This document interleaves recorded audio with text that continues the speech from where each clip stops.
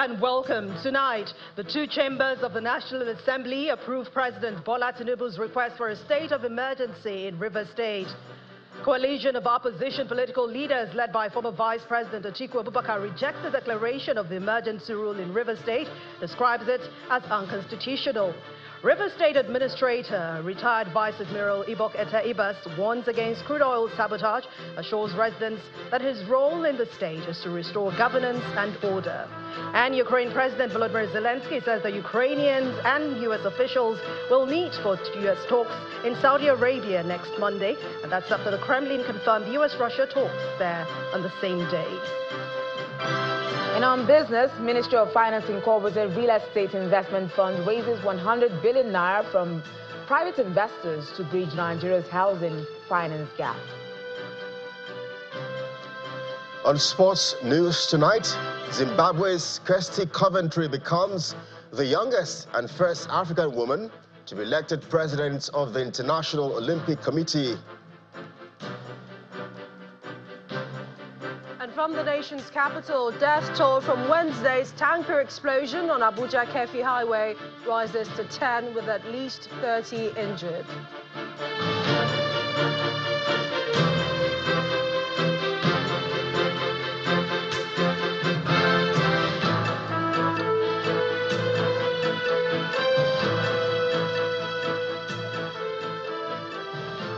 We begin tonight with reactions trailing the proclamation of Rivers State from the Red Chamber to the Green Chambers. The National Assembly has now approved the request of President Bola Tinubu to declare a state of emergency in Rivers State, while the Senate said that a mediation committee consisting of eminent Nigerians be established to resolve the political crisis in the state. The House of Representatives voted overwhelmingly in support of the proclamation, with amendments including a possible termination of the order before the initial 6 months. Our National Assembly correspondents Gloria Omezoke and Terry Ikumi reports. Anticipation is palpable as lawmakers reconvene for a crucial plenary session that would determine their stance on President Bola Tinubu's proclamation of a state of emergency in Rivers State. A correspondence from President Tinubu is read on the floor.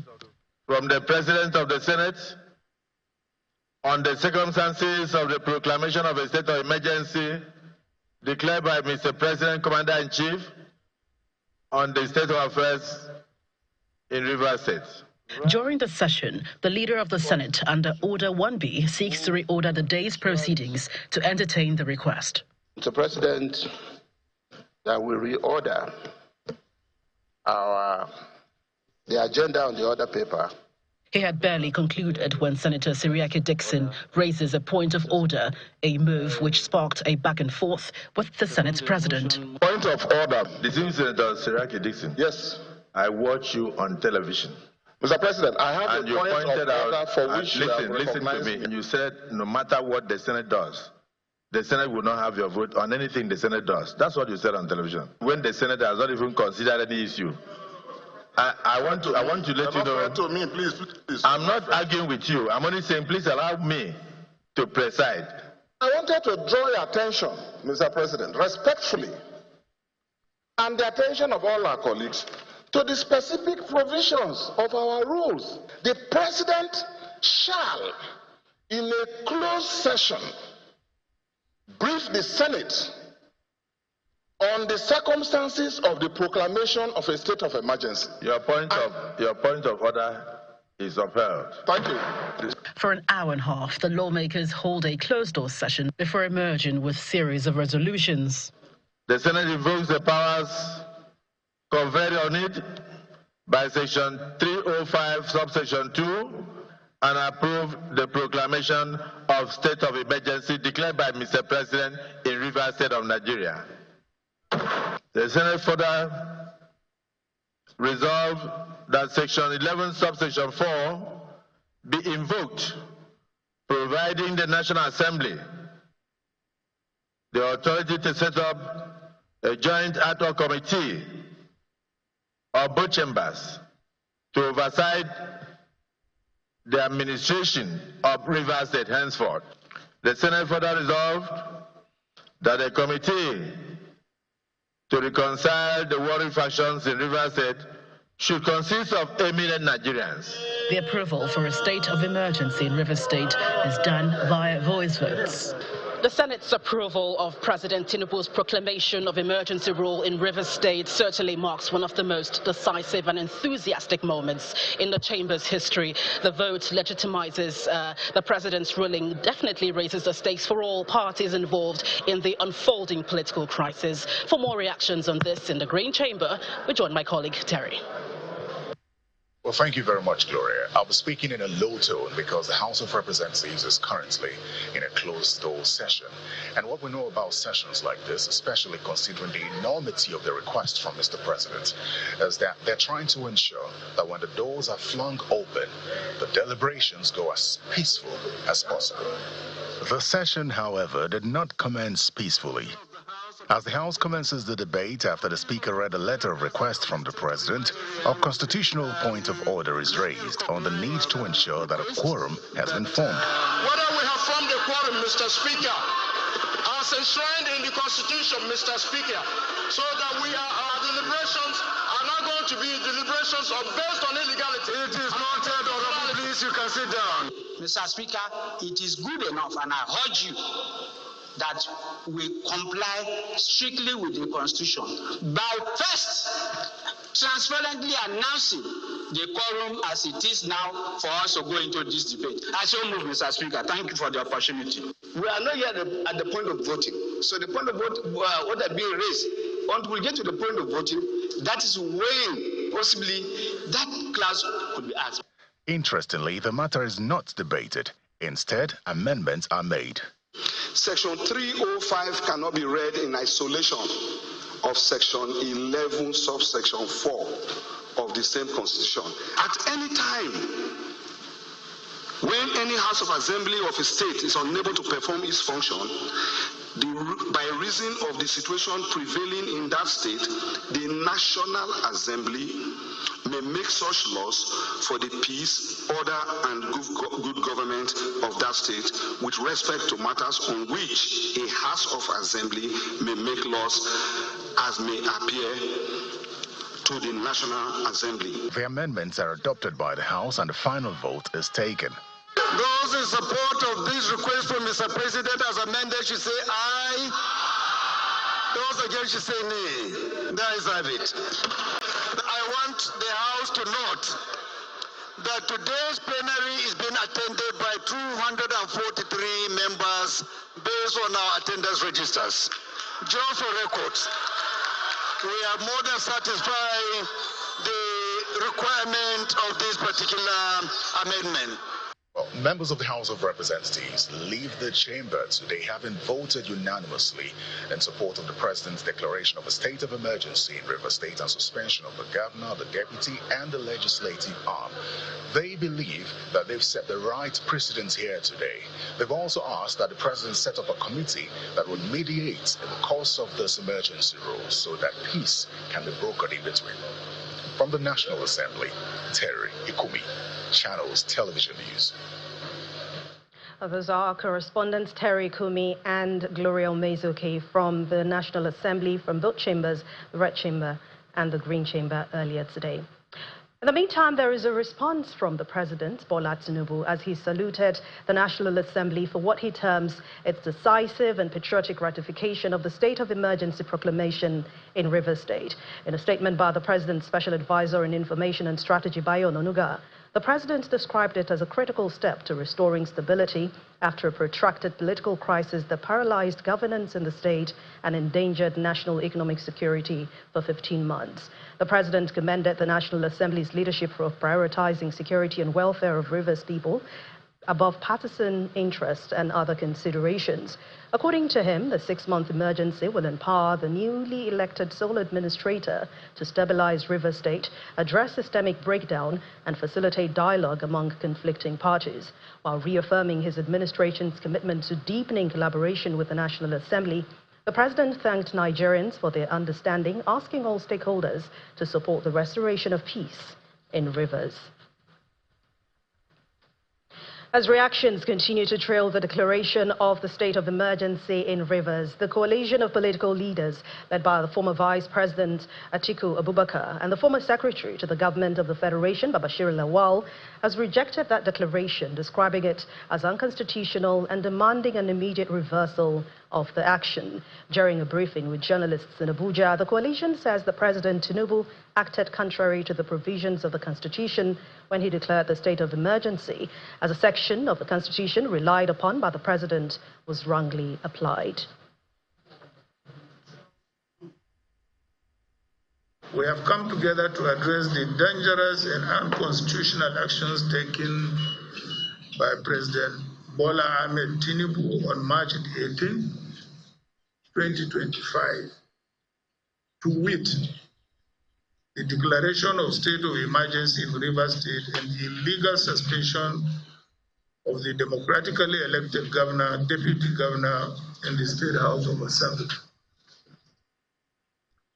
This action is not only unlawful, but also a clear subversion of democracy and imposition of autocratic federal control over a duly elected state government.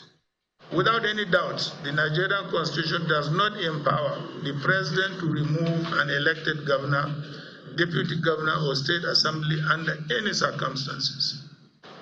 Now, ladies and gentlemen, our demand and call to action. Number one, immediate reversal. We call on President Bola Ahmed Tinubu to immediately revoke this unconstitutional proclamation and reinstate the elected governor, deputy governor, and state assembly of Rivers State. We call on patriotic senators and representatives to vote against this illegal action when it comes before them for approval. The National Assembly must stand on the right side of history and not allow itself to be used to legitimize an unconstitutional power grab. While some have condemned the developments in Rivers State, others have commended it. For the chairman of the Progressive Governors Forum and governor of Imo State, Hope Uzodinma, he strongly supports President Tinubu's decision to declare a state of emergency in Rivers State. Speaking to journalists in Owerri, the Imo State capital, Governor Uzodinma described the move as a necessary step to prevent a potential crisis that could destabilize the state. He's asked all stakeholders to use the 6-month period to realign their interests and resolve disputes amicably. The President was very proactive. He acted to serve the situation. We were all witnesses to the heightened tension in Rivers State, occasioned by the threat by the House of Assembly to impeach the President and the Governor, and the attitude of some of the political players in Rivers State, and where all the parties refused to listen to wise counsel. And because the River State is very critical to the survival and economy of this country, it became a national security issue.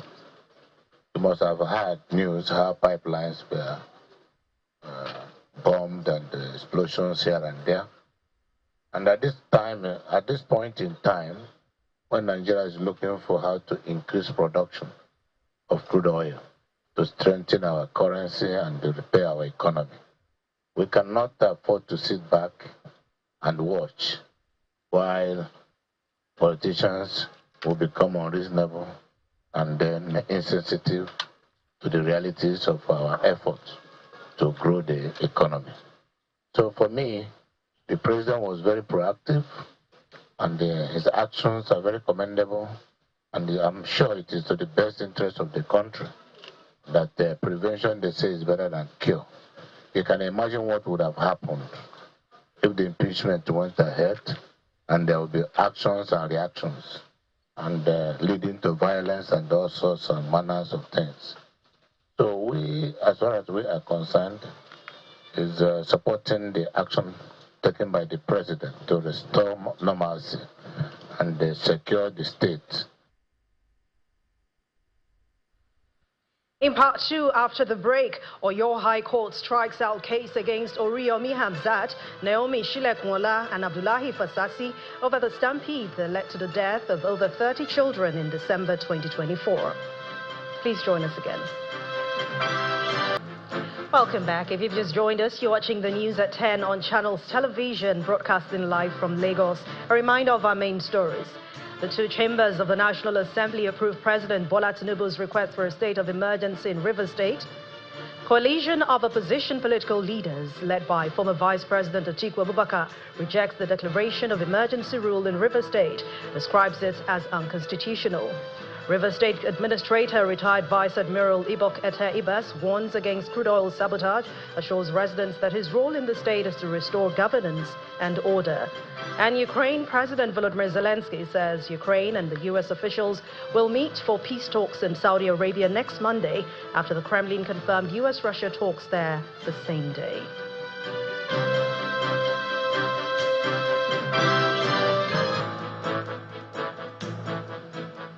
The South-South Governors Forum has called for a reconsideration of the decision on Rivers State. In an official statement signed by the chairman, Governor Duyediri of Bayelsa State, the forum acknowledged the president's constitutional responsibility to maintain law and order across the country.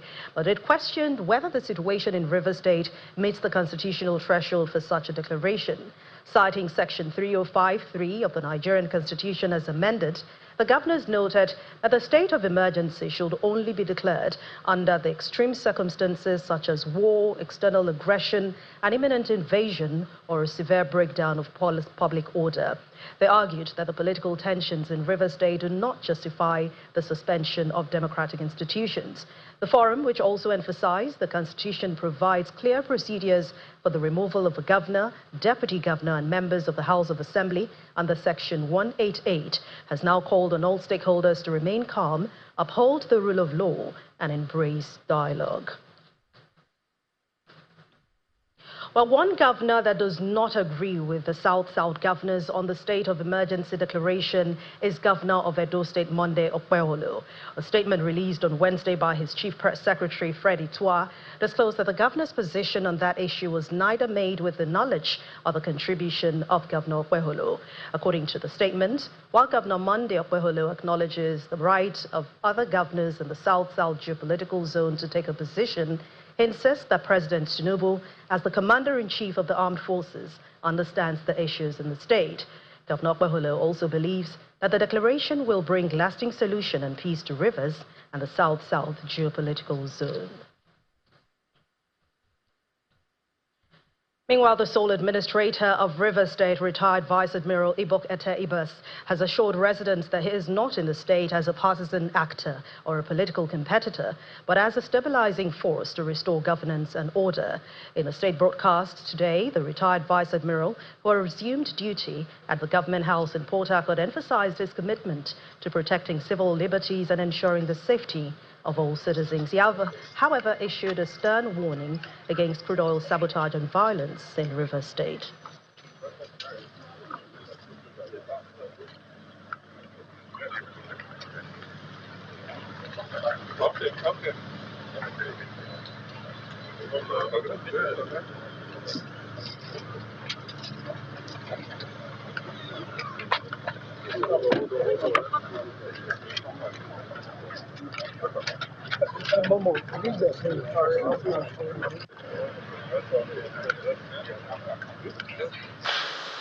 After what I believed to be my final retirement from public service, duty has once again called. I have answered not for personal ambition, but out of an abiding commitment to the peace, stability, and prosperity of Nigeria as a whole, and more specifically, Rivers State.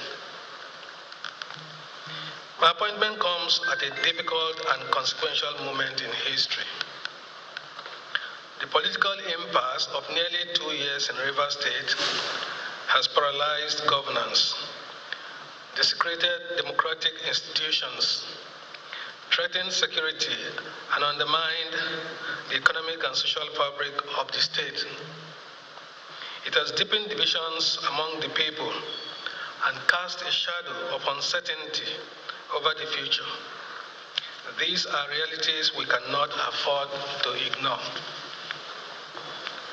As a son of the Niger Delta, I'm one of you and I recognize the weight of this moment, the expectations of the people, and the challenges that lie ahead. The uneasy calm that pervades the state is palpable, and I feel the weight of families, young and old, businesses that have made both little and huge investments in Rivers State, uncertain what the immediate future holds. Mr. President's proactive and decisive action to declare a state of emergency and my subsequent appointment is primarily to ensure stability of livelihoods for citizens and residents, restore peace, security, and stability for economic activities to continue to thrive, and avert any disruptions to the way of life of the people of Rivers State. Away from Rivers State, we head to the courts now. Justice Hamza Muazu of the Federal Capital Territory High Court, Abuja, has rejected the additional proof of evidence brought by the Economic and Financial Crimes Commission, the EFCC, against the former governor of the Central Bank of Nigeria, Godwin Emefiele, in the alleged procurement fraud trial brought against him.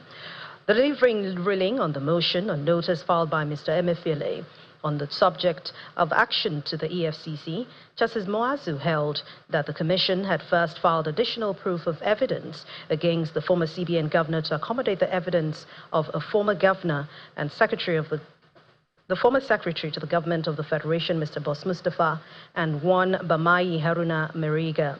According to the judge, the charge against Mr. Emefiele was filed since August the 14th, 2023, and his plea taken on November the 16th, 2023. And the action of the EFCC will amount to the denial of fair trial because the former governor of the CBN was not confronted with the new evidence during investigation as required by law. The judge, however, declined to strike out the charge and adjourned the case to June the 3rd for continuation of trial. The High Court sitting in Ibadan has dismissed the case involving the death of over 30 children at the 2024 Christmas Fun Fair in Ibadan, the Oyo State capital. Justice Ladiran Akintola, who gave the judgment, cleared Queen Naomi Oriyomi Hamzat and the school principal Abdullahi Fasasi of all charges. According to the state prosecutor and Attorney General of the state, Abiodun Aikomo, the case was withdrawn after affected families showed empathy towards the defendants and requested its withdrawal. He confirmed that some families had received compensation and seized documents had been returned. The defendants were initially charged over the funfair tragedy that claimed the lives of over 30 minors who died as a result of a stampede that ensued at the funfair venue.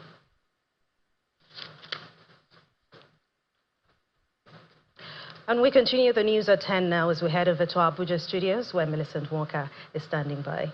Over to you, Millicent. Many thanks, Anne.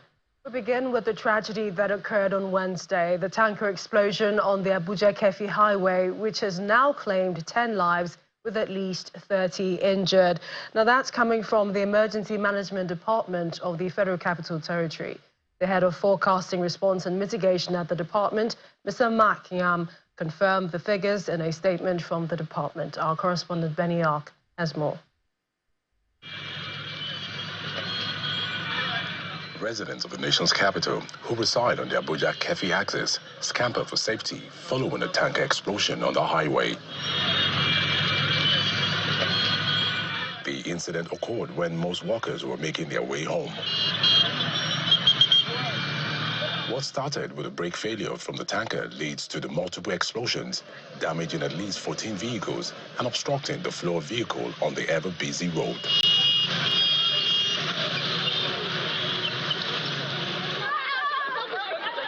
The morning after the incident, I fought relevant authorities and residents to assess the situation. From observation, we could see a trailer. We also discovered that there were other small cars under the trailers that have just been removed by the security agencies. Clearly, there was a brake failure, and I understand that various vehicles were involved. First responders came to the scene. We wish they'd do so earlier and faster sometime, but we also noted, even in the videos, that a lot of people did not observe basic safety precautions when you have an accident. This eyewitness was there from the very beginning of the incident and gives an account of what led to the explosion. I overheard people shouting, the vehicle fell bridge. So when I look into my mirror to ascertain what is really happening, I saw the truck direct behind me. That was the only thing I discovered. The next thing was the truck crushed me. We were 7 in my vehicle. The vehicle crushed us down to this place, as you can see. So I tried the best I could. I know it's God that saved me. I was able to come out of my vehicle, and other people were trapped in the vehicle. Emergency responders are still clearing the debris on the highway, while those who injured were taken to the hospitals in different parts of the nation's capital. It involves 16 vehicles, and 6 people were recorded dead yesterday. Several people sustained injuries. More people have been ascertained dead by the medical personnel. They have been declared dead. So the number of lives lost are about 8 presently. Attempts to assess the situation of those who were injured were denied by hospital authorities. However, according to a statement from the FCT Emergency Management Department, the remains of those that died in the incident were deposited at the Cairo General Hospital, the Asokoro District Hospital, and the National Hospital. At least 30 persons are receiving treatment at the hospitals. Authorities here say preliminary investigations are underway to ascertain the actual cause of yesterday's tanker explosion right here at the Cairo on the bridge.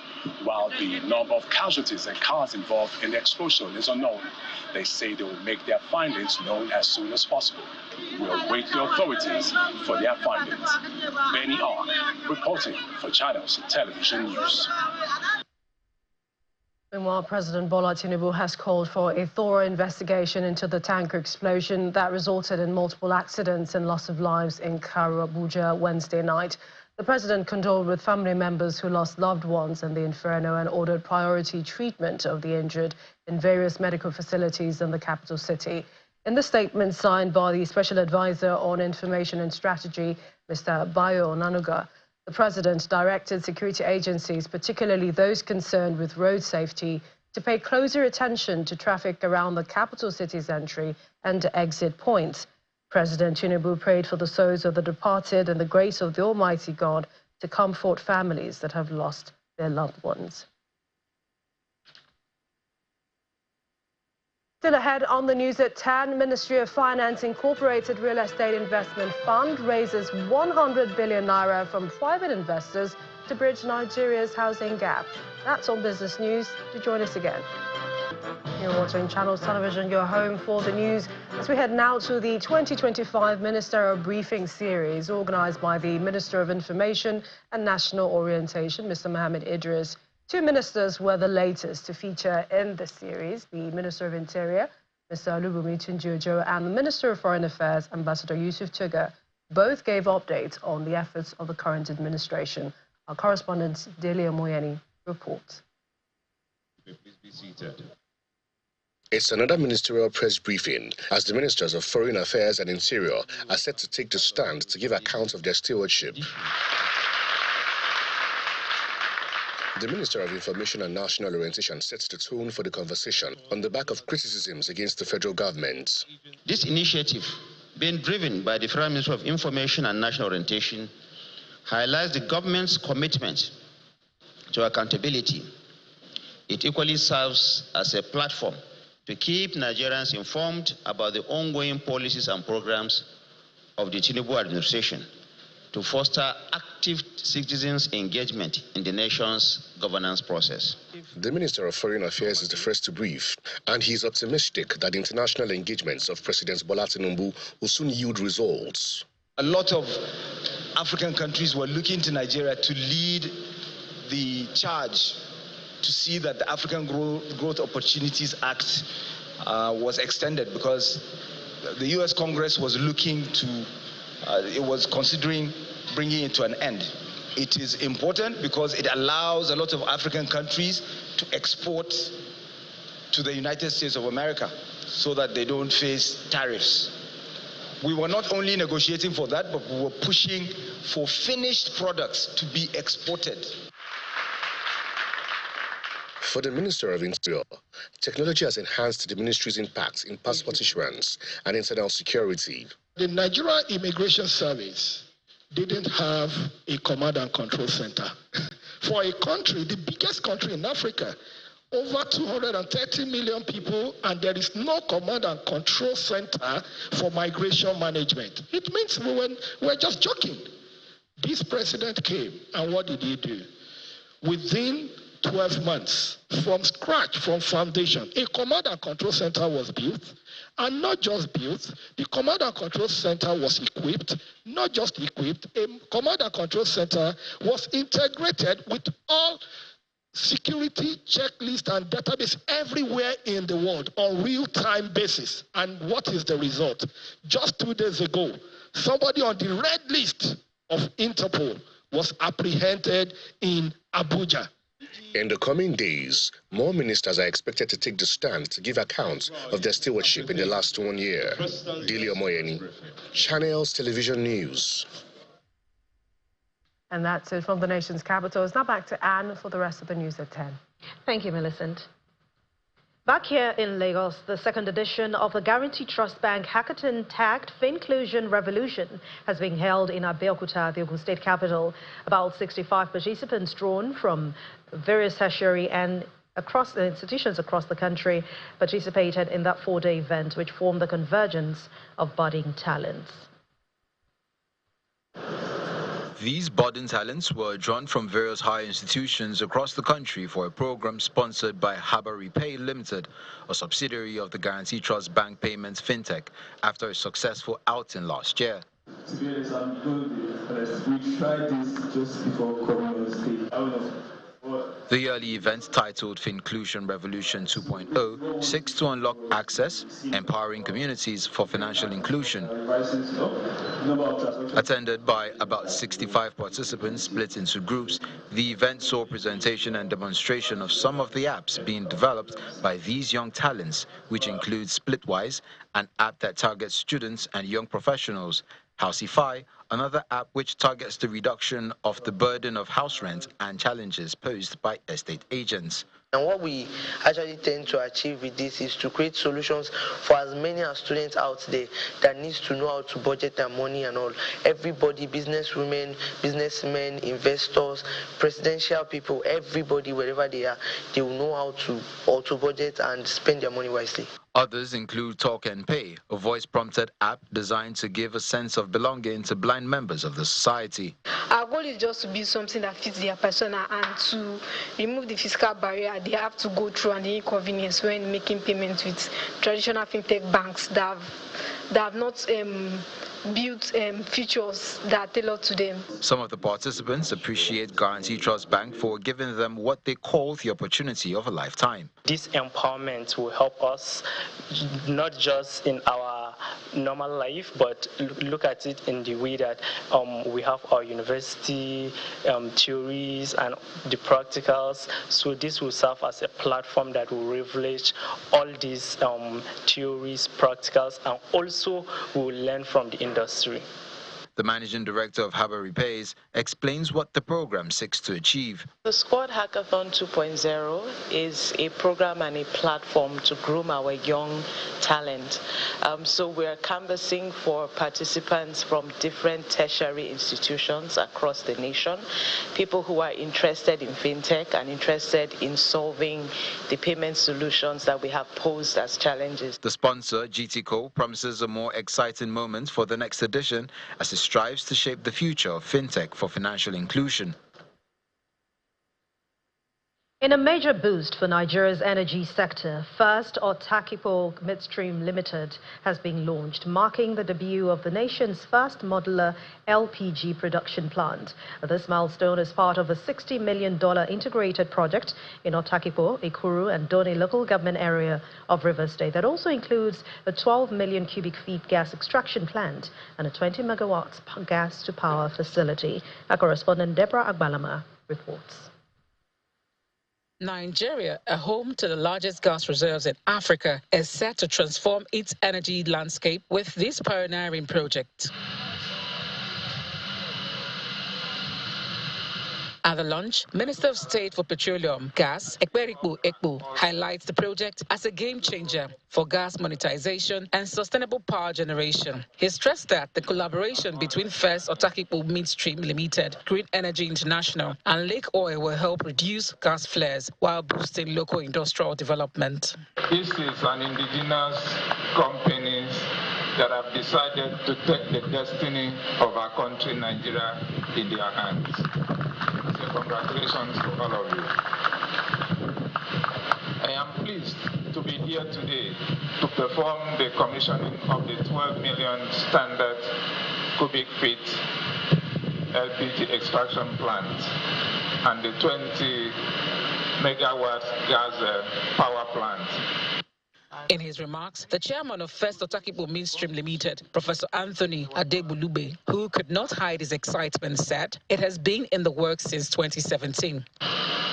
It is the realization of our commitment to the federal government to implement a pilot project of the World Bank Gas Flare Reduction Program called SSGUP, which has been about 20 years in its implementation worldwide.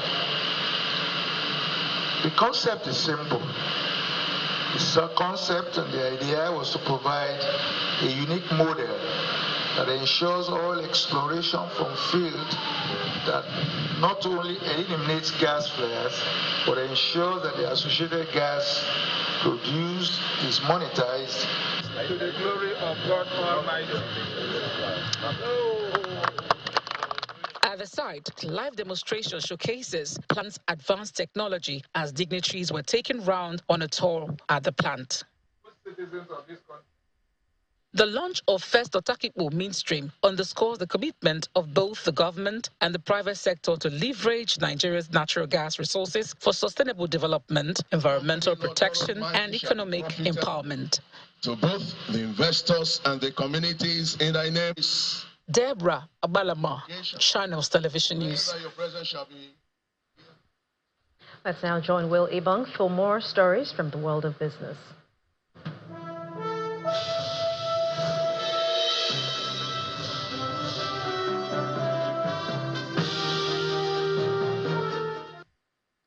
Thank you, Anne.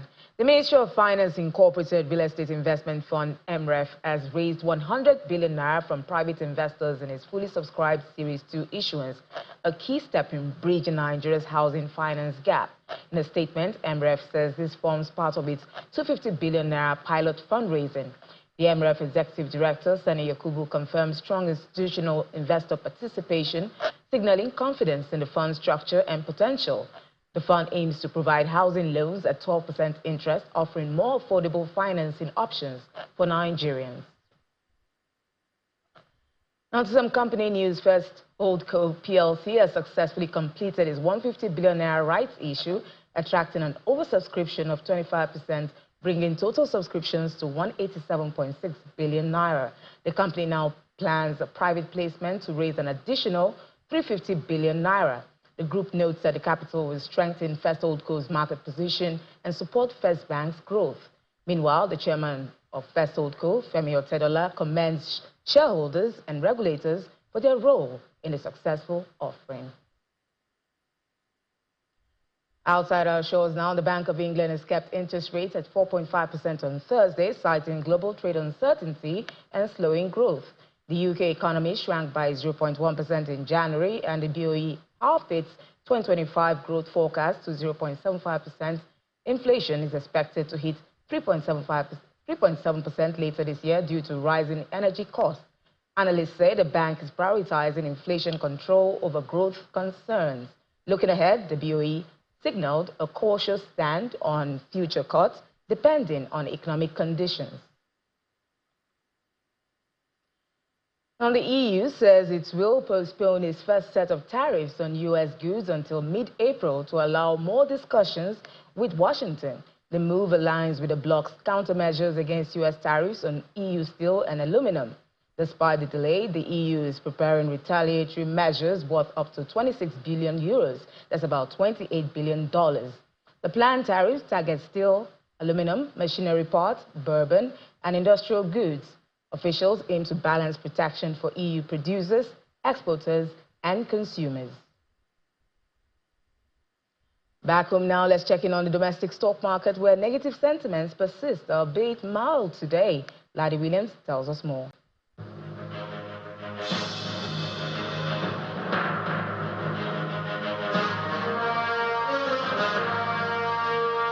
Wow, what a week it's been at the local bourse. The Thursday trade followed the negative trend, but not as bad as the previous days. Just a 5 basis points drop today.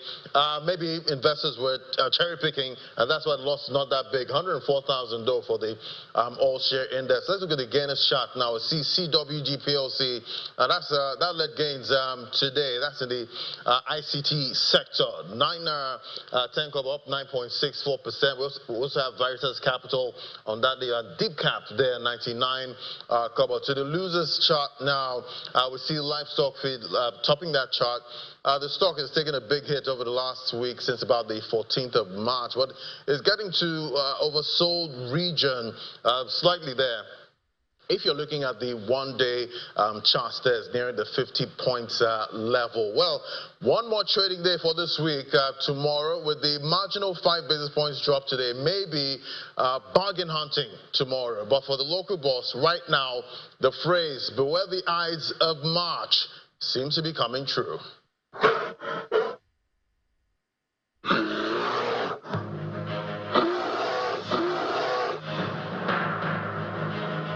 And that's a wrap on business. It's back to you, Anne.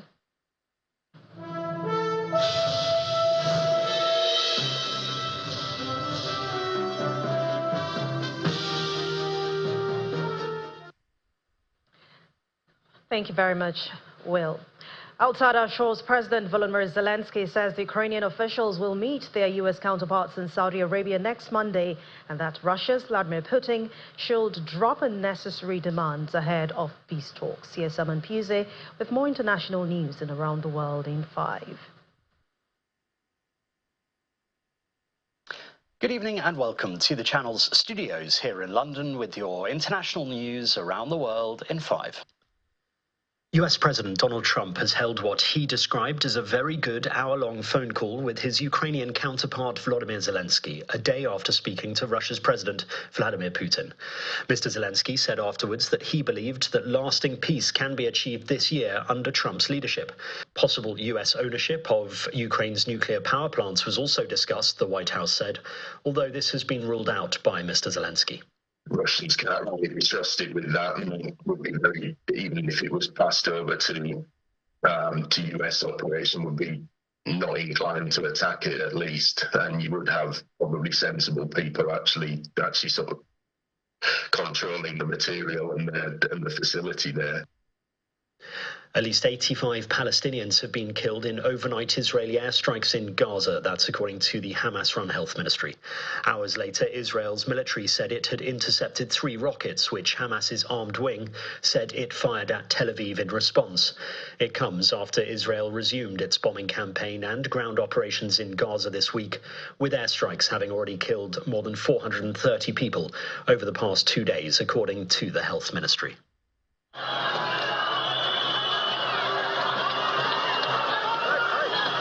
Police have detained at least 100 people after protests erupted in Turkey as authorities detained the mayor of Istanbul just days before he was due to be selected as a presidential candidate.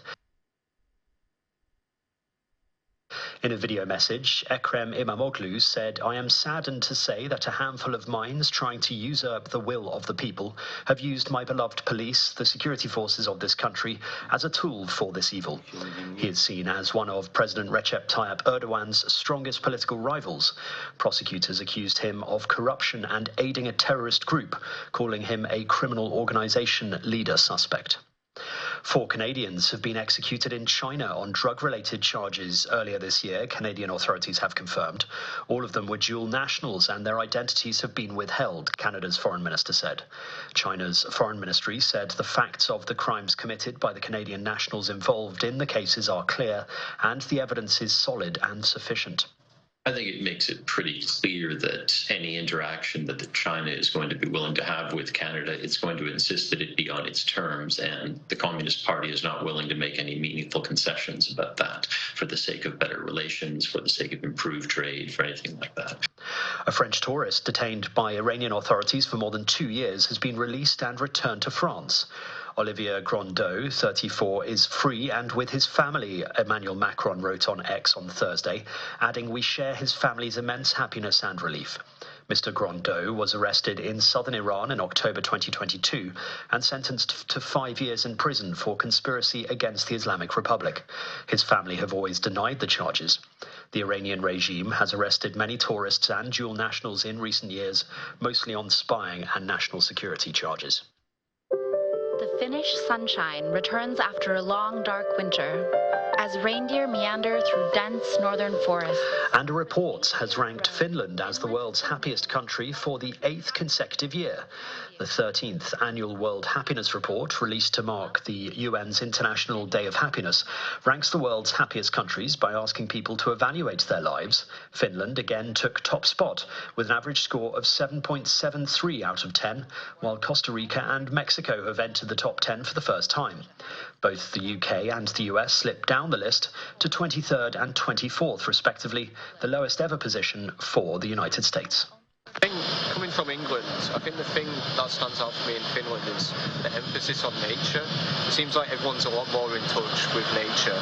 I'd say that especially now that the sun is shining, nature is an important part of that happiness. It seems that Finnish people are relatively satisfied with their lives, and it quite much has to do with that we have quite a well-functioning society. So the democracy is functioning well, so we have free elections, free speech, low levels of corruption, and all of these have been shown to predict higher levels of national levels of well-being. And that's your international news around the world in 5. Now back to the channel's studios in Lagos.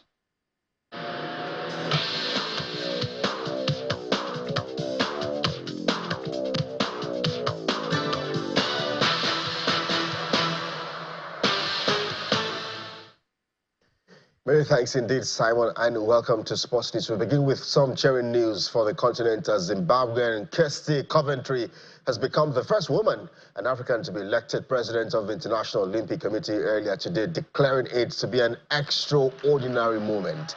At 41, the 2-time Olympic swimming champion is also the youngest ever person to be elected to the most powerful position in sports governance, after polling 49 votes to beat 6 other candidates.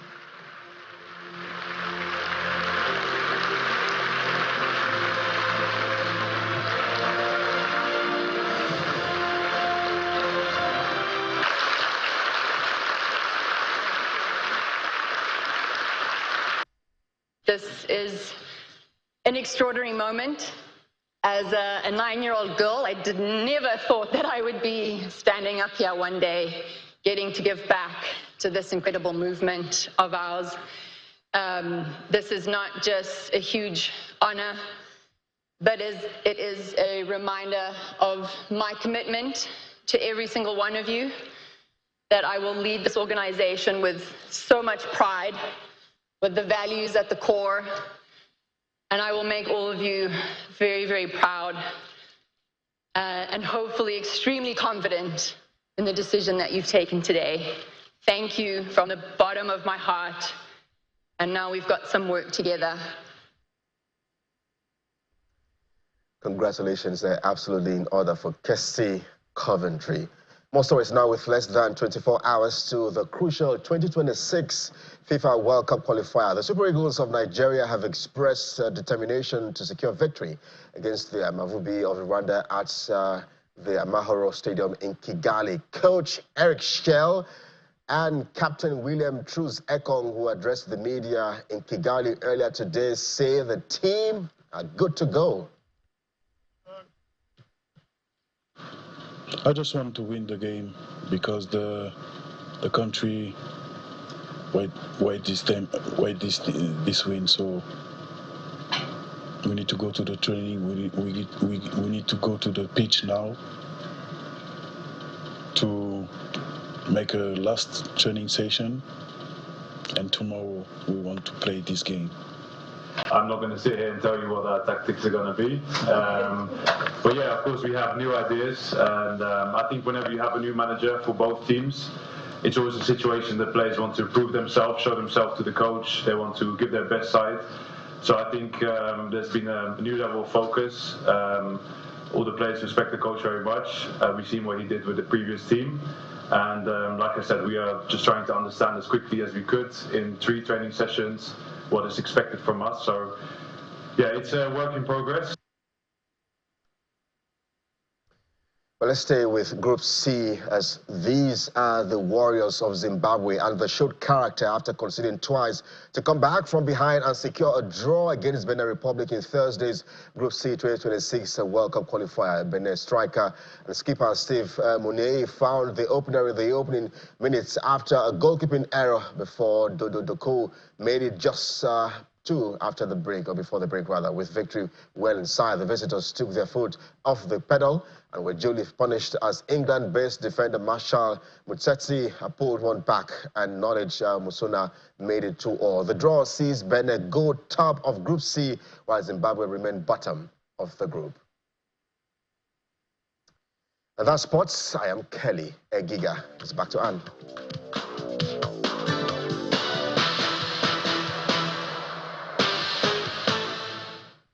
Thank you, Kelly. And the main news again.